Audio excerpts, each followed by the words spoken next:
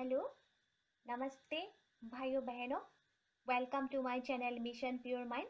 मैं देवी आप लोगों के सामने फिर हाजिर हूँ। आज का टॉपिक है कोरोना, इविल एंड पीस। आज मैं आप लोगों से एक सवाल पूछना चाहती हूँ, क्या ये कोरोना इविल है या गुड? शायद आप लोगों ने सोचा मैंने ये क्या सवाल पूछ लिया। जिस बीमारी ने इस दुनिया को हिला दिया है, जिस बीमारी के वजह से पूरी दुनिया में अशांति फैल गया है, लाखों लोग आक्रांत हो गए हैं, लाखों लोग मौत के मुंह में आ गए हैं, कितने परिवारों में अशांति फैल रहा है, दुख फैल रहा है, इसका कोई इलाज नहीं है। तो इन परिस्थितियों में कोरोना कैसे गुड हो सकता है?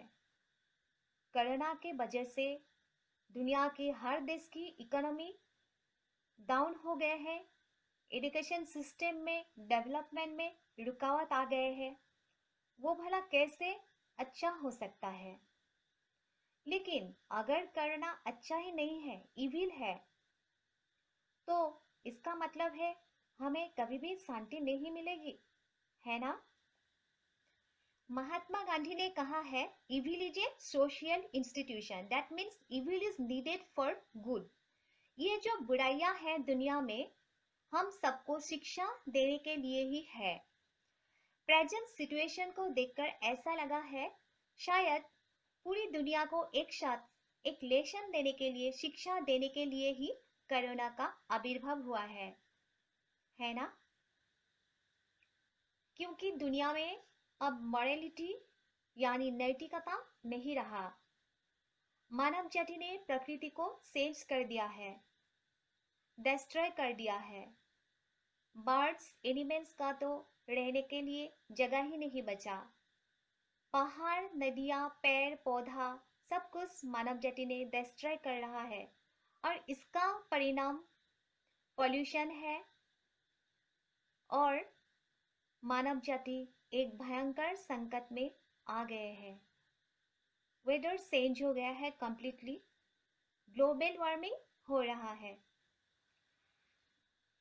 और एक बात, जिंदगी में कुछ ऐसी चीज है जिसको हम बुरा नहीं कह सकते, क्योंकि जो होना ही है, जिसको कोई नहीं टाल सकता, वो भला हम कैसे बुरा कह सकते हैं? कोरोना भी एक ऐसी ही बीमारी है, ऐसी ही चीज है जिसको हम हटा नहीं सकते। तो जो कुछ होना ही है, तो इसका हम, कोरोना को हम बुरा नहीं कह सकते और भला भी नहीं कह सकते।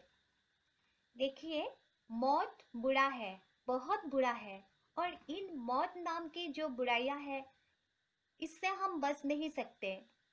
जिसके घर में कोई चला गया है, जिसके घर में किसी का मौत हो गया है, सिर्फ वही महसूस कर सकते हैं ये कितना बुरा है, हमको कितना दुख पहुंचता है।